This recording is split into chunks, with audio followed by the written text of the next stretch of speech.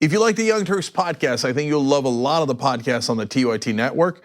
Old School, it's one of my favorites, one of the favorites for a lot of the listeners. Please check that out, subscribe, share it. That makes a big difference, and give it a 5-star rating. Thank you. Welcome to TYT. I'm Anna Kasparian. John Iadarola and Ben Mankiewicz are here with me, and I'm super excited for this panel. Ben, I always say, especially when you come in after a while, that you need to come in more often. But you've been busy. I have been, but it's good to be here. It's good to be back. I think it's been, other than Old School, which doesn't count. It's been feels like a couple of months. Old School counts, especially for me. I never miss an episode when you and Cenk are hosting. Actually, I never miss Old School, period. But the real Old School crew is what draws me in. Apparently, there was an episode with Michael and Brett and Mark Thompson that people loved, and that upset me. Yeah, I think it was last week, actually. Yeah. I didn't listen to that episode, but I will. I watch it every time things falling apart fast. Don't bother. Literally the last episode. All right, we have a great hour for you. In hour 2, Maythal Hassan will join me, and we're gonna talk about Notre Dame. In fact, we're gonna talk about Ben Shapiro's comments on Notre Dame. He brought up Judeo-Christian values in reference to Notre Dame, and there's a little bit of history there that he should be aware of. So we'll do a deep dive into that. I honestly, I don't know what graphics you have. Are you gonna do the Media Matters thing about that?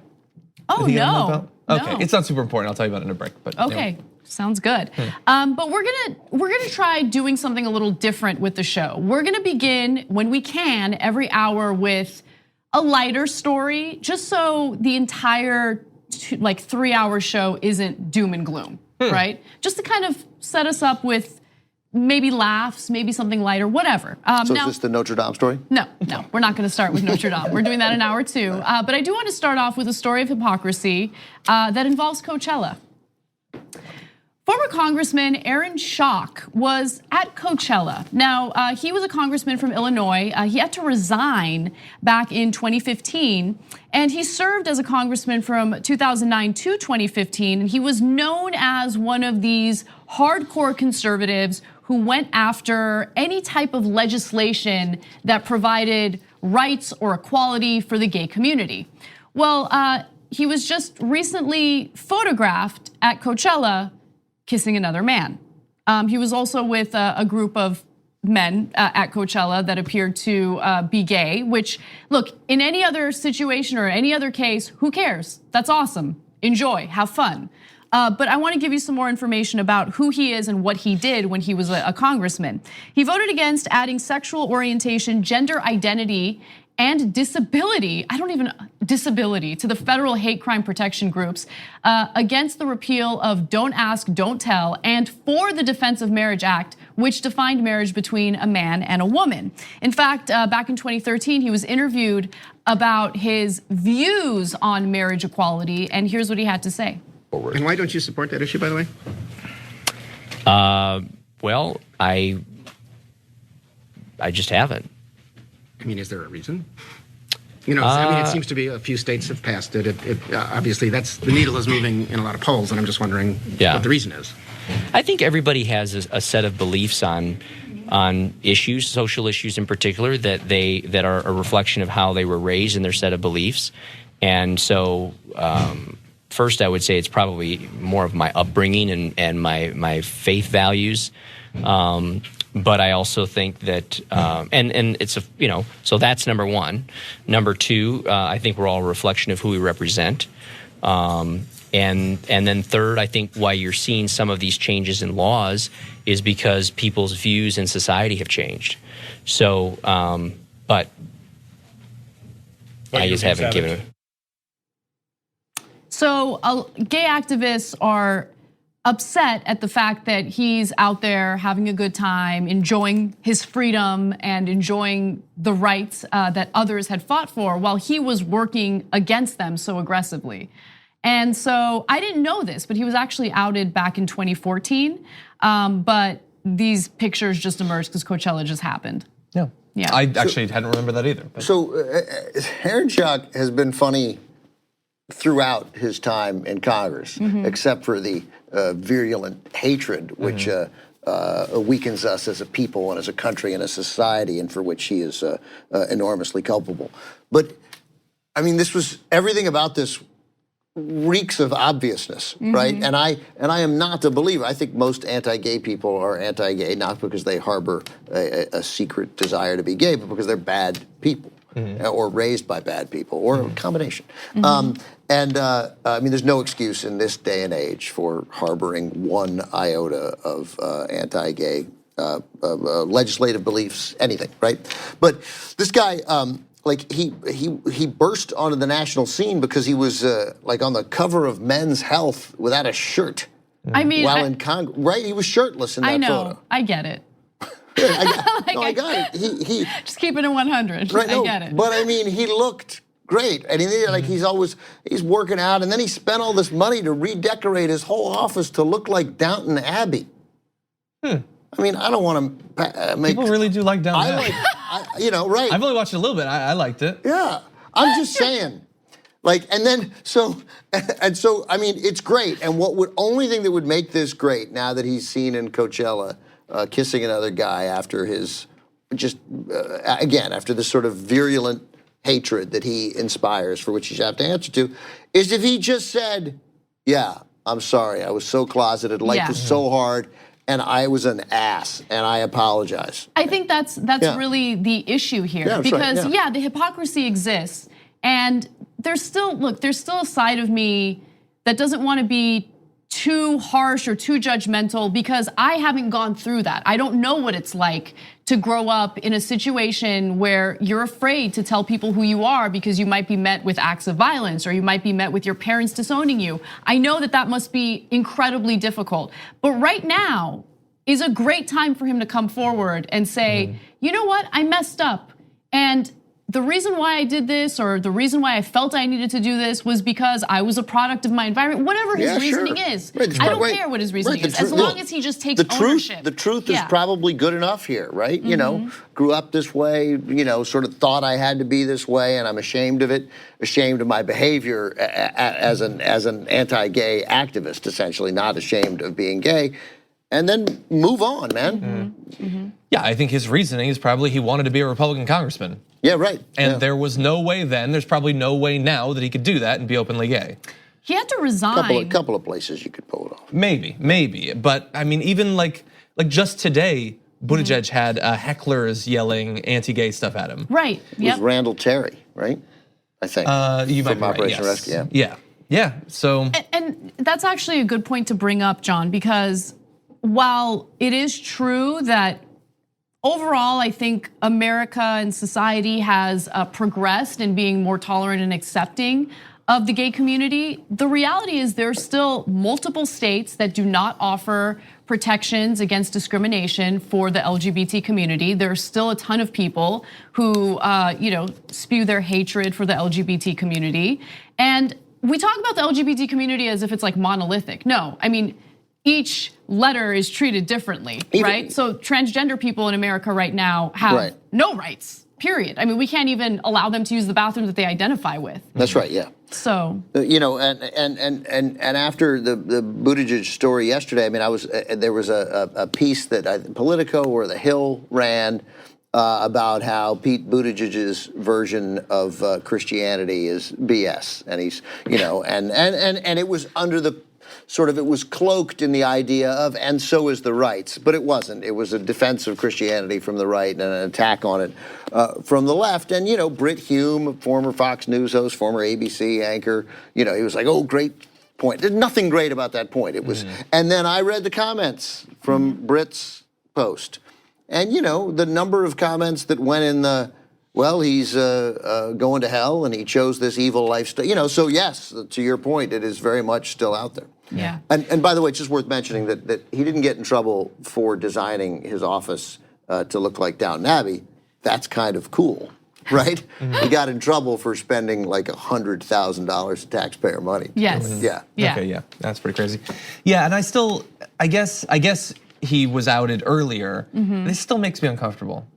As bad as of a guy as he is, I still don't like this. No, I get what you're saying. And every time we consider doing a story like this, I ask myself, is this okay? Because outing someone is very serious, and if it's a private person who's done nothing wrong and has been a supporter of gay rights, there's no reason to do it.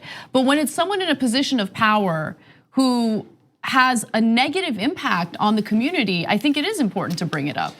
Yeah, I would say, one, he's not in that position of power anymore, and second of all, I don't think it's up to me to decide when it's okay or not. I largely agree with John. This story got out, so it's and also to some extent. I mean, he's in a public place. He's at Coachella. There's 100,000 people there, literally. No, it's almost like he's and I hope this is true. That he's like, look, I'm not going to make an announcement. I'm just going to wait till I get caught, essentially, living my life, and then. But it all depends on how he handles it. Now he can handle it now, and to some extent, there's, hero was a little too strong, but he could certainly turn himself into that. He's a young guy, and has done a lot of bad things in his life. He could turn it around if he chooses to, and be very happy. Well, unfortunately, we live in the kind of situation where that's the light story of the day. Now we're gonna get to the difficult stories, Yemen. There was a bipartisan effort in Congress, a resolution that both Democrats and Republicans supported that would essentially get rid of US involvement in the issue, in the conflict in Yemen. Now, currently, the Saudi-led coalition has allied with the United States in that conflict, and it's led to a disastrous outcome. Famine, as many as 100 civilians are dying every single day in Yemen. People are going hungry, and so little children, yes. And so both Democrats and Republicans in Congress realized, no, we should not be involved in this, and so they did pass a resolution. Now, the update to this story is that Donald Trump has vetoed that resolution. The veto strikes down a resolution that invoked the War Powers Act to distance the United States from a 4-year conflict that has killed thousands of civilians and resulted in a widespread famine.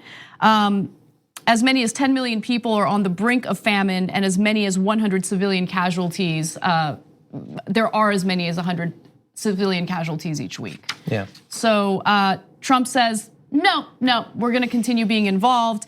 The reasoning he gives is ridiculous. He says, quote, the resolution is an unnecessary, dangerous attempt to weaken my constitutional authorities, as if he cares about the Constitution, endangering the lives of American citizens and brave service members, both today and in the future. So the part of that I'm focusing on in regard to how ridiculous it is the second part, especially endangering the lives of American citizens and brave service members. How?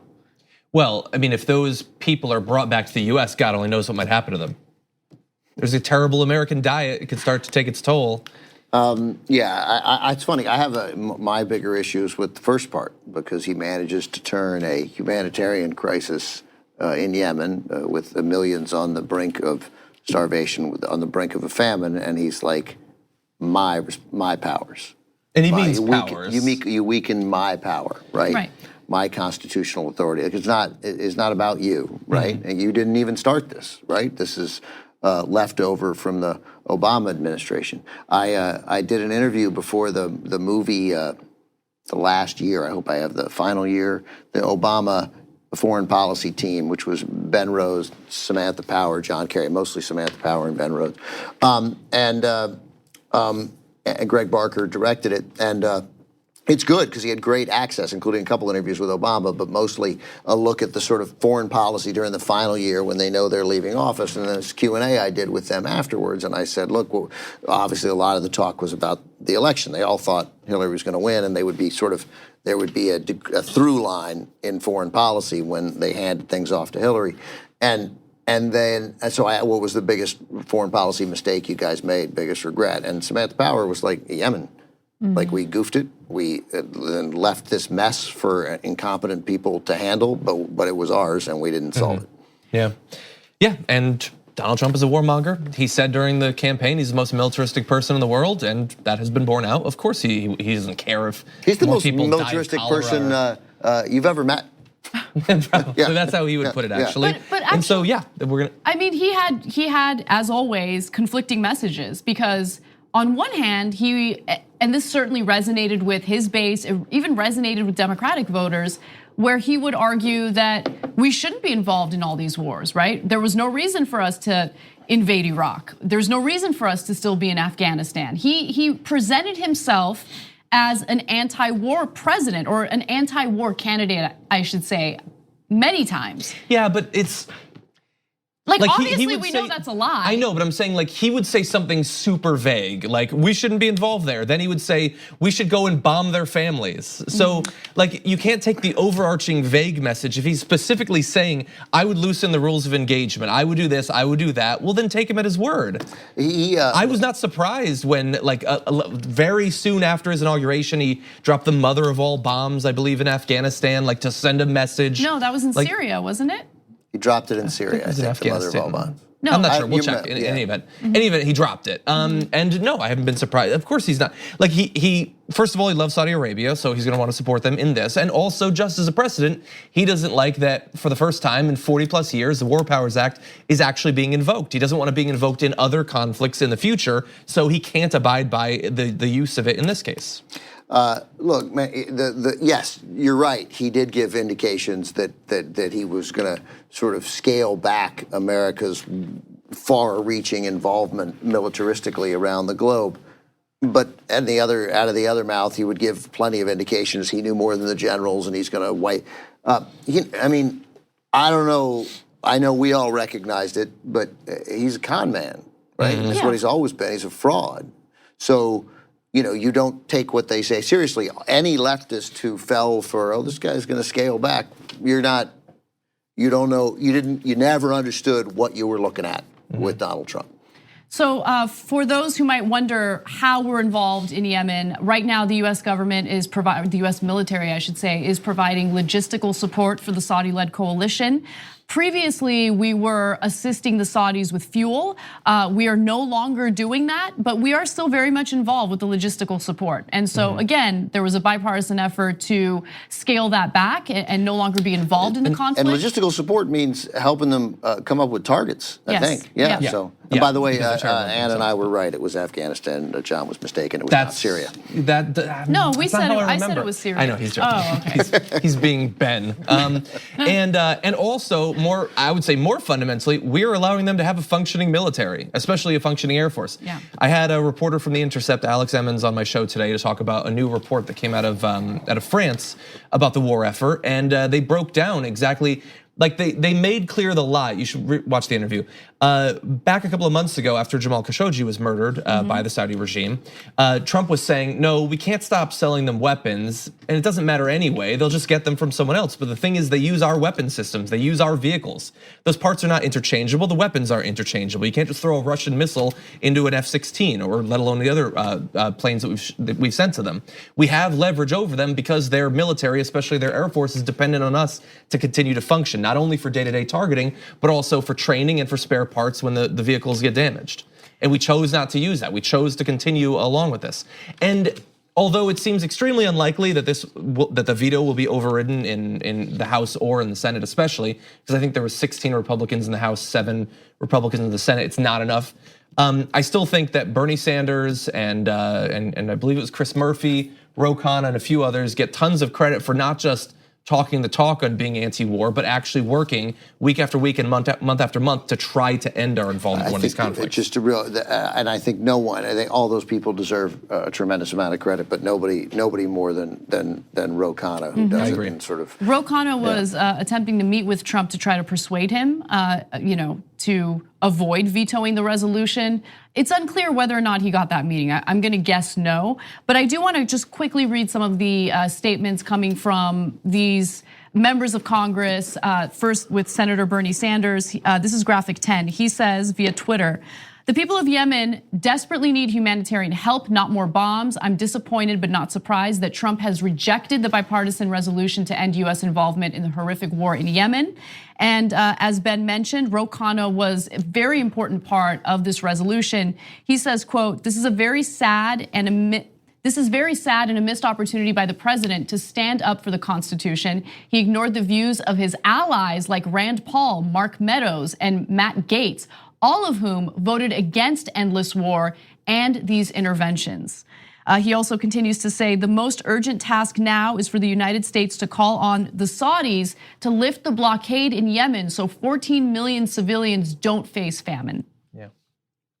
So, and this is the second time that Trump has used his veto power. The first time, of course, was when he vetoed attempts to stop, he used the veto so he could declare the national emergency at the border. At the border, yeah, right. yeah. And we don't need to remind you that we're still in a national emergency. It's a national emergency, so you feel it every day, right? It's amazing. So we're gonna take a break. Use the hashtag TYT Live to tweet to us, and we will read some of your comments when we return. We need to talk about a relatively new show called the Republic, or UNFTR. As a Young Turks fan, you already know that the government, the media, and corporations are constantly peddling lies that serve the interests of the rich and powerful. But now there's a podcast dedicated to unraveling those lies, debunking the conventional wisdom. In each episode of the Republic, or UNFTR, the host delves into a different historical episode or topic that's generally misunderstood or purposely obfuscated by the so-called powers that be, featuring in-depth research, razor-sharp commentary, and just the right amount of vulgarity. The UNFTR podcast takes a sledgehammer to what you thought you knew about some of the nation's most sacred historical cows. But don't just take my word for it. The New York Times described UNFTR as consistently compelling and educational, aiming to challenge conventional wisdom and upend the historical narratives that were taught in school. For as the great philosopher Yoda once put it, you must unlearn what you have learned. And that's true whether you're in Jedi training or you're uprooting and exposing all the propaganda and disinformation you've been fed over the course of your lifetime. So search for UNFTR in your podcast app today and get ready to get informed, angered, and entertained all at the same time.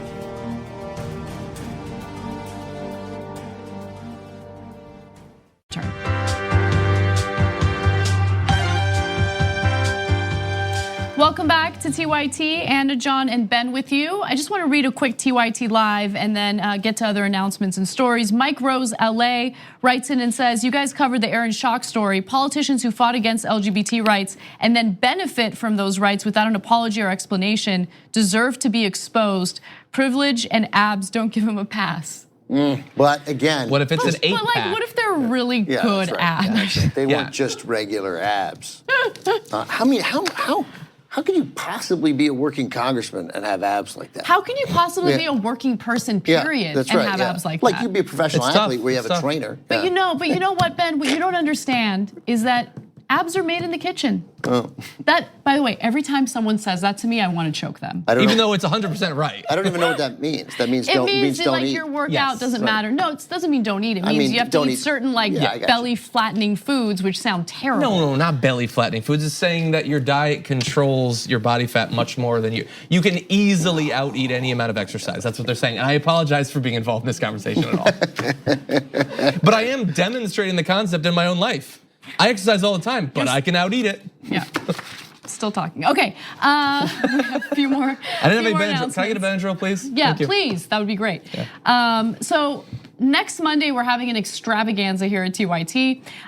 We're having 2 different specials, and they're gonna happen simultaneously. So first, there is the Earth Day special that will be hosted by John Iadarola and Cenk Uygur. And you've already pre-taped a few interviews for the special. Yeah, we've talked to some environmental activists, Bill McKibben, the head of 350.org. We talked with a climate scientist, an author, and professor earlier today, and we're gonna have a lot of people live Skyping into the show too. That's awesome. Now, at the same time, CNN has decided to do like 28 town halls, and that special coverage will also be happening, and I'll be part of that coverage. I also want to just quickly remind you guys that Game of Thrones is back, just in case you hadn't heard. And TYT is doing TYT is doing reviews. So last week you had Brooke, Brett, John. Who else joined you last week? Adrian. And Adrian. As well. doing the post-show analysis and review. And I think each week we're gonna have a different panel. So super exciting. Make sure you check that all out. Well, if you're a member, it's all available to you. If you're not a member though, you just go to tyt.com/join and you get all of this content. We started this like 4 years ago, right? So, I think it was season 2. Season 2, is that right? Yeah. I think season 2. And it's always been good. Yeah, we've always had fun. Yeah. I think Jank's gonna go crazy because he didn't get to talk about the first episode, so now he's gonna want to talk about both. Yeah, you guys are gonna be here real late on Sunday night. Yeah, that's fun. It's fun. Yeah, I'm so glad I said I wouldn't do any of them. No, do one. No, I love it, but I gotta have a life outside of TYT. This like is a life what life exists looks like. outside of TYT. Anyway, all right, let's move on to some more news. Attorney General William Barr has gone against a ruling, an immigration judge's ruling in regard to whether or not asylum seekers can post or ask for bond. Now, of course, William Barr likes to go along with what Trump wants, and Trump wants to detain these individuals without giving them the opportunity to ask for bond. So Barr struck down a decision that had allowed some asylum seekers to ask for bond in front of an immigration judge in a ruling that expands indefinite detention for some migrants who must wait months or years for their cases to be heard. Now, there are two parts to this, or at least two explanations. Even that photo suggests, can we go back to the one photo before? Because even the great thing about that photo, all right, we can't, but even that photo was like, yeah, I'm not really gonna do this job. I hear you. This is BS. Yeah. Well, there are two parts of this story, or at least two explanations for what the Trump administration is doing, right? So one explanation is Trump is a hardliner when it comes to immigration. He likes to be needlessly cruel, especially when it comes to asylum seekers.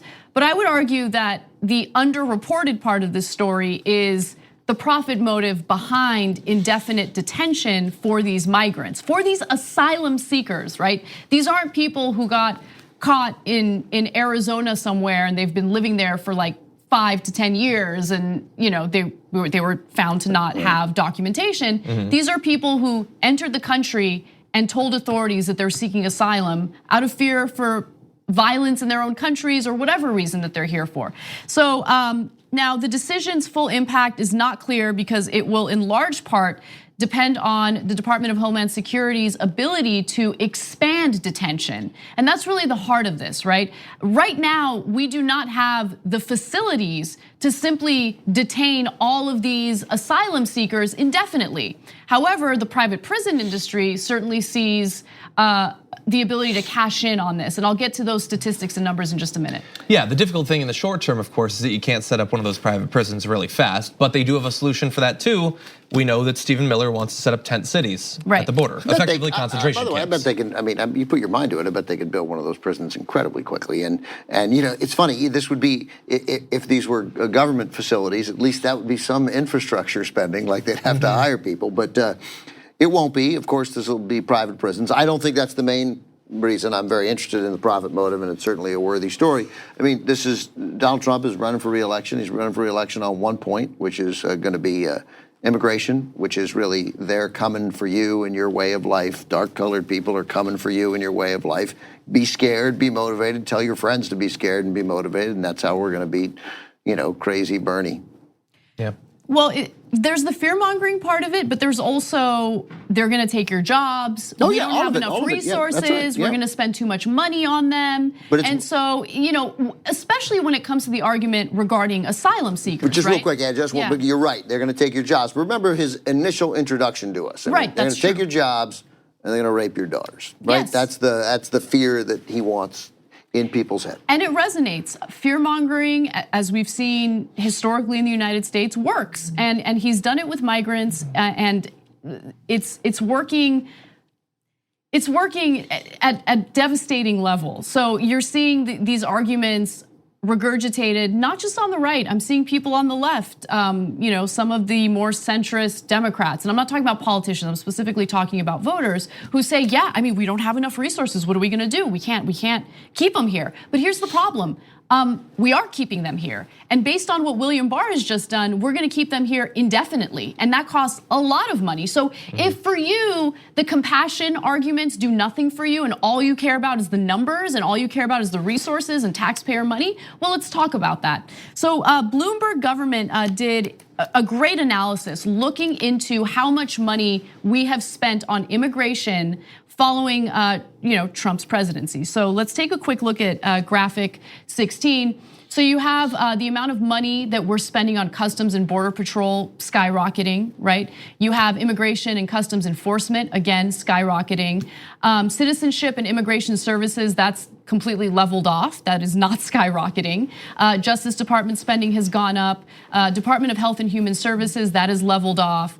And so what I just really want to focus on here is Customs and Border Protection, which we spend a ton of money on annually, right? So that's up to $3 billion. Let's go to some more numbers. In 2018, federal spending on immigration detention and processing reached $7.4 billion compared with total expenditures of $5.3 billion 4 years earlier. Also, CoreCivic and Geo Group, those are the two largest private prisons, which provide detention services, migrant transportation, and other services, received boosts of $85 million and $121 million, respectively, between fiscal years 2015 and 2018. Look, I bring this up because if you can recall, as soon as Donald Trump got elected, the stock value for these private prisons shot up at record numbers. And there's a reason for that, because they saw an opportunity to cash in. Why would we indefinitely detain people? One of the, you start letting horrible people in, and then they resurface and they reinforce the actions of future horrible people behind them. John Yoo, former Assistant Attorney General under the Bush administration, who wrote the torture memo, right, which is sort of allowed. That was like, no, and then so the Bush administration, we got a memo from the lawyer. What do you want us to do, right? So he was very big. He's been all over Fox News that he says that I think the Attorney General's critics are overblowing what this is. This is not part of some grand scheme against immigrants coming into the United States. It's a very narrow thing the Attorney General's done. He has the power to overrule immigration judges. Immigration judges have been making mistakes. They've been allowing bail to be granted to people seeking asylum who are caught past the border. Okay. So if we're going to base the decision off of immigration judges allegedly making mistakes, how many mistakes has the president made? How many mistakes have we seen in the executive branch? How many mistakes were made when it came to separating children from their parents at the border and then failing to reunite them because the parents were deported without keeping track of where they were going or which children belong to those parents? This is how you can change people's minds. This is how propaganda works. They get a lawyer, and then all of a sudden it's a debatable issue, torture. I don't know, you say no, I gotta say yeah, it's got a lawyer here who says it. And that same lawyer resurfaces to go, this is nothing about immigrants. This is a very technical thing about some judges who've been misreading the law, and we're straightening it out. And then we're having a reasonable conversation about holding people in indefinite detention in the United States of America. And it works. That's why it keeps happening again. That's the usefulness of Fox News and the usefulness of guys like John Yoo, who again have undermined the country from the moment they stepped into public life. And honestly, I think from the point of view of, as you said, the electoral strategy of focusing on immigration, all of this is good for them. No matter if they spend more, that's not inefficiency. It demonstrates how bad the problem is that we have to spend $7 billion now. If we indefinitely detain and we end up with tons and tons more people being held, then they can tout those numbers to say, look, this is how big the problem is that we have all these people. There's really, like, even just them putting this out there, he could just make that decision hoping it'll be controversial and people will talk about it because Trump supporters will see, oh, this is back in the news. Someone is fighting for us. He's willing to make controversial moves.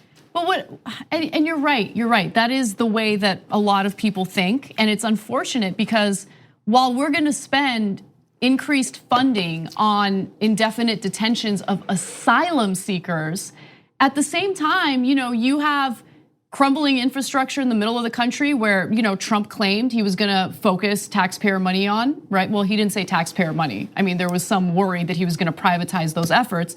But still, I mean, that's just one of the issues. I mean, there are parts of the United States that do not have access to clean drinking water. Flint, Michigan still doesn't have access to safe, clean drinking water. But we're okay with spending more and more money on detaining undocumented immigrants, detaining asylum seekers, detaining people when they're desperate at the border. And the other effect that this strategy has goes to something you said about some on the left. Because they take such a hard line, crazy position, and they take it so aggressively, and they're buttressed by a propaganda network backing it up, it makes it very hard. Nobody thinks we ought to just let everybody in, right? I don't think, right? I mean, we want to. I mean, some people would make that argument. I got it, but most responsible politicians want a wide-ranging, comprehensive immigration policy, like right? Bernie Sanders, right? Yeah. Everybody does. So, but it becomes to the point where you're either on this lunatic side, right, of this that sort of has demonized people who look differently to the theory that they're going to take our jobs and they're going to take everything we love and they're going to come invade our houses and then, or you're somebody who thinks that America should be a giant sanctuary city. Right, and everybody gets to come, and that's fine, and that's the end of that. And that has the effect of drowning out any thought. He has had the effect of drowning out all the things that kind of even happened during the Bush administration and into the Obama administration, which was actual conversations about immigration reform. Is the one issue that George Bush seemed to have his heart in the right place on, or not one, but one of few. And all that's gone, because when he eats up all this space with this talk, there is really no other room except to be opposed to him. And then he characterizes that opposition as crazy. And by the way, I didn't randomly bring up Bernie Sanders. The reason why I brought him up is because I believe it was last week. He got a lot of heat because someone asked him a question and they framed it as if he was a supporter of open borders or an activist for open borders, which he is not.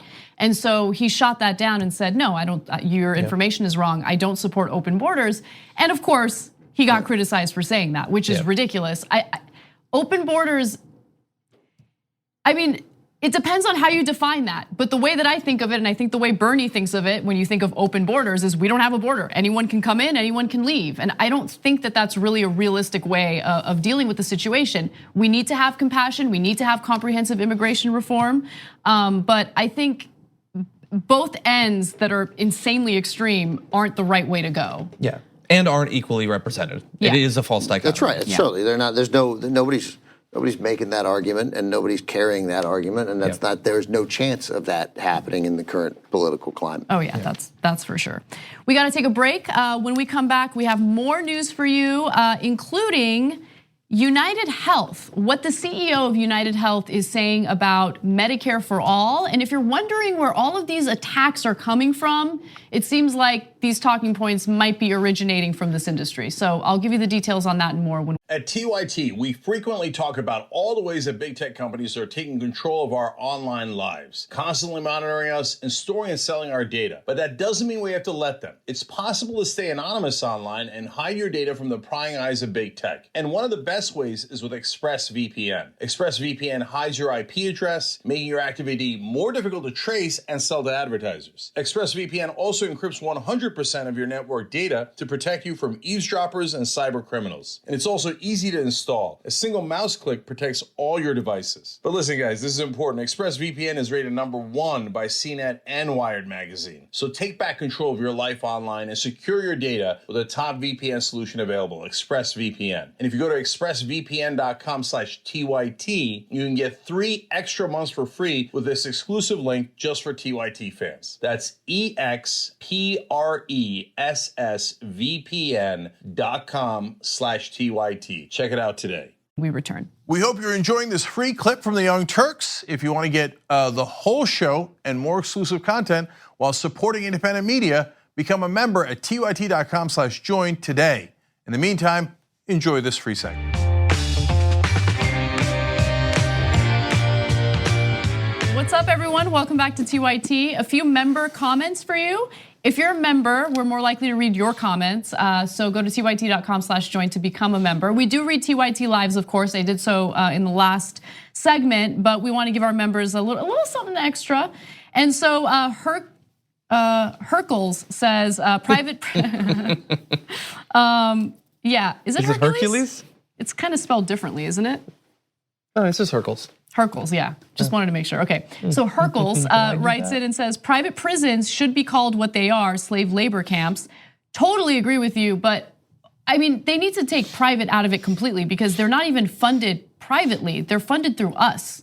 They have a board of directors. They have people who are seeking profit through it, but they're funded through taxpayer money. So there's really nothing. You don't get to make money on everything. Yeah. You don't, and not Totally everything gets to be, and that would be one of them. Yeah, you shouldn't have a profit motive in putting people behind bars. That's right. Whimsy says, another problem is that the farmers are having a harder time finding field workers, so our produce prices will be going up. That's absolutely true. And by the way, there were a number of red states throughout the years that decided to penalize farmers who decided to hire undocumented workers.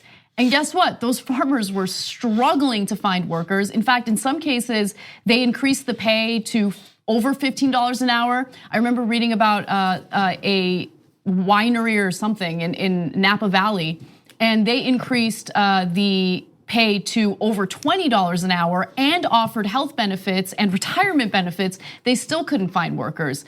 Just something to keep in mind. It's not like, oh, well, Americans won't take those jobs because they're not being offered decent pay. That's actually not true. Then we have Ruth, the dog-faced girl. Same thing we do with our citizens. We spend tons of money to put them in jail or detention, but won't spend a dime to help them live out of jail. That's a great point. And that was one of the things I wanted to bring up with Nipsey Hussle. We talked about Nipsey Hussle yesterday. When you get out of prison, you've done your time, you've paid your debt to society, but you're a convicted felon. And so a lot of places will refuse to hire you or employ you. And Nipsey Hussle really made a point to empower and hire people in his businesses so they would get a second chance at life. And beyond that, you're never gonna get a loan. Yeah. You're never gonna, the list of disadvantages that you're now saddled with for years, if not the rest of your life, is immeasurable. Yes. Yeah. All right. And if you'd like to change that by passing a law or a ballot initiative, they're gonna make it as hard as possible for you to vote. Yeah, that's right. They will completely ignore the will of the people. Anyway, let's move on to healthcare. Medicare for All seems to be catching more and more steam, more and more momentum. More and more Americans seem to be in favor of it. There have been a number of polls that show that the majority of Americans support Medicare for All, which is a single-payer healthcare system. In fact, during a recent town hall featuring Bernie Sanders, the audience seemed to really appreciate the idea of Medicare for All. Take a look. This audience has a lot of Democrats in it. It has Republicans, independents, Democratic socialists, conservatives. I want to ask the audience a question. If you could raise your hand here, a show of hands of how many people get their insurance from work, private insurance right now. How many get it from private insurance? Okay, now of those, how many are willing to transition to what the senator says, a government-run system?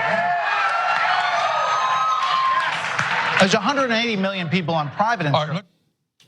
So, yeah, so later it was pretty clear, the audience, every time Medicare for All was brought up, they were really excited about it. And so there are people working in the healthcare industry that are very much worried about it. And one of those people is David Wickman, who is the CEO of United Health Group.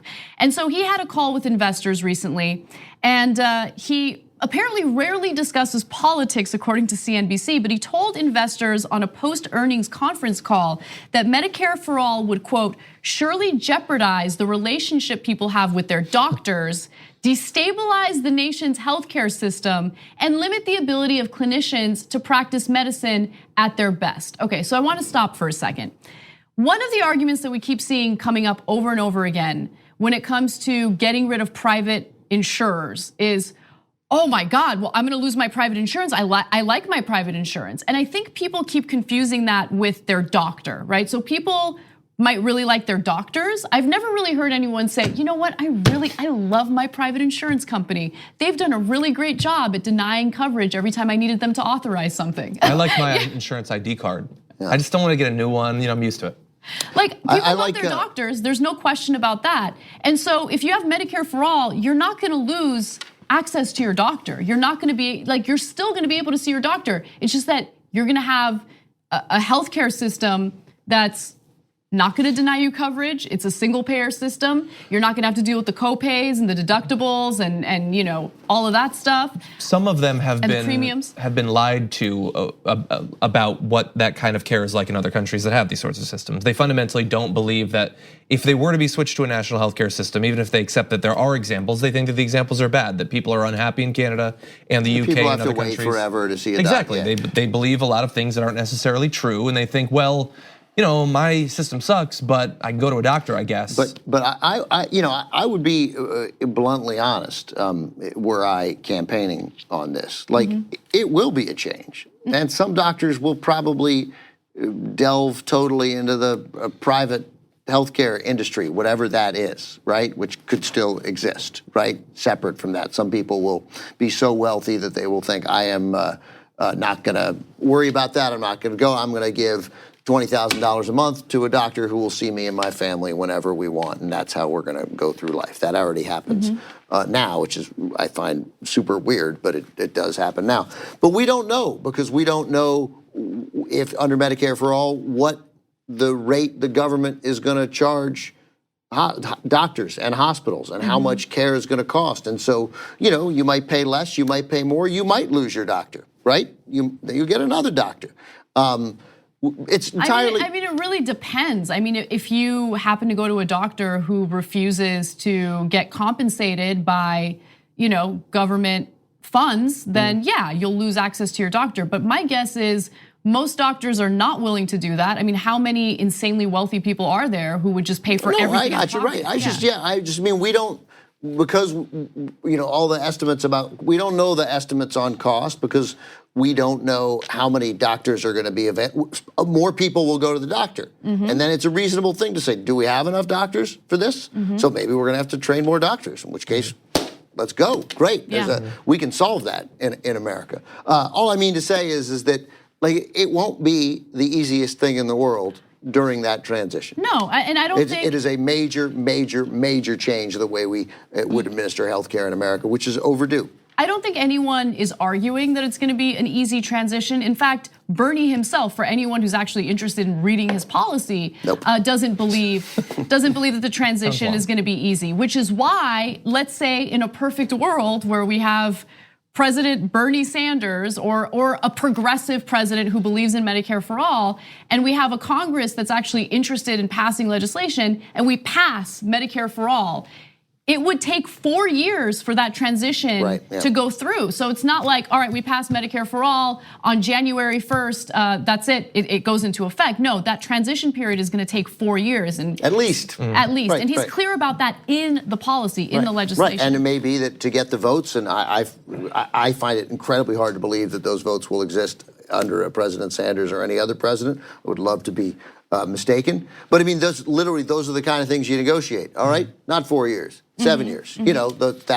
That's what's going to happen. That's what's going to happen if grown-ups are allowed to debate how we go forward. And also, I think the sorts of concerns you were expressing is why this is not, let's set up a brand new single-payer healthcare system from the ground up. It's let's expand something that's been functioning for a long time, that's very popular. Exactly. We just open it up to more people. It doesn't mean that there wouldn't be any consequences, but it is a little bit easier to predict exactly how things are going to go when you're expanding an existing service and an existing bureaucracy. Exactly, and I think the analysis that we've seen in regard to how much it would cost doesn't factor in some of the things that I think would actually end up saving more money. So for instance, preventative care. Preventative care is much more affordable than treating someone who has an advanced illness. And so if more people are willing to go to the doctor for their annual checkup and they're not afraid of some surprise bill, then I think that we'd be able to catch illnesses quicker.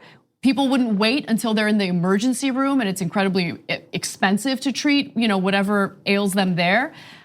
those things aren't factored into the analysis. I think, well, some of them are. And the fact is, there are a number of things which would drive costs down and then other things which would drive costs up. And you hope that you come out at the down part, because we already spend a tremendous amount of money on healthcare, and Bernie is of the opinion, and reasonable people are disagreeing with it about that he thinks we'd spend even less. And some people would pay more in tax, many people would pay less, but nobody would pay a deductible and nobody would pay for health insurance. So. Yeah. So let me give you some more arguments. And by the way, one of the reasons why I'm bringing this up is because it's important to know where the talking points and the line of attack come from. So another argument made by David Wickman, again, the CEO of United Health Group, was, quote, and the inherent cost burden would surely have a severe impact on the economy and jobs, all without fundamentally increasing access to care. So whenever I hear access to care, all of us, we all have access to care. All of us can go to the doctor, but the question is, can we afford it? So that line always makes me a little skeptical. Yeah, I mean, it's a lie. I mean, of course it's not. I mean, yes, you're right. He can say we all have access to care. Right. Drive into an emergency room, you have access to care. But that's not what we're talking about. But I do agree with him on some level regarding how this would have an impact. First of all, on the economy, I think that it might even have a positive impact, because think of how many people might be willing to leave their place of employment to start a small business because they're not fearful about losing their health benefits. Buy a car. Right. Right. By again, the thousands of ways that people can invest in the economy, because here's what's never going to happen. Nobody's ever going to go bankrupt because of health problems. And it's not just bankruptcy. What's the stat? It's the staggering number of the percentage of Americans that are a $2,000 bill away from, less, yeah. Or even less. I think or maybe it's less. Yeah. Or a $500 bill, something like that. And it's a staggeringly high number that goes away. Yeah. That goes away. So then you're like, great, let's go to dinner. Let's take the kids to Florida to stay somewhere cheap for a few days. We can spend the money because you've eliminated the fear that if something goes wrong, we're done. Yeah, but one thing I do kind of agree with him on, and he doesn't elaborate, is what this would do to jobs. He just says jobs. It will affect some jobs, right? So the private healthcare industry, if you're employed in the private healthcare industry, you hate this. This is gonna affect your job. Although we should bear in mind that some people like Bernie Sanders are talking about transitioning to Medicare for all and eliminating private health insurance. Others, including those running for president, would maintain private health insurance as an alternative. Yes. So looking carefully, don't just assume everybody means the same thing when they say Medicare for all. The only other thing I wanted to say was, you provided an article on this from CNBC, and the headline is, United Health warns Medicare for all would destabilize healthcare. I just feel like the writer does say at the bottom, single payer healthcare, despite all of this, is becoming more popular, tries to be a little bit balanced, but what a boring headline. What a boring article to write. Well, I don't even think it's meant to be boring. I would write, would destabilize healthcare, because of course he does. It's his job to say that. It's his job to not have his job and his company be eliminated. Yeah. It's effectively a meaningless talking point. Why? What is he gonna? Here's a good article. United Health warns Medicare for all. Actually sounds good. No, they're not gonna write that. That's never gonna get written. So this is just a boring, obvious thing. You could have dispatches from every CO in the country, and you could just make up your CNBC front page every single day. Yeah. Right. Like national pork lobbyist warns vegetarianism bad for bacon. Right. Yeah, it is, but there's still a case to be made. Bank of America warns elimination of banking fees would sink economy. Right. Yeah. Oh my God! Did you read the front page of CNBC? Wow. That $3.75 I pay every time I take out a couple $100, that's saving America. Thank goodness. Yeah. I read where. Such obvious stuff. Okay, but I do want to actually read the poll that was mentioned in this CNBC article. So according to a survey from the Kaiser Family Foundation, last month, 56% of respondents supported a national health plan in which all Americans would get insurance from a single government plan, versus 39% who said they oppose it. So there still is, the majority of voters who support this type of system.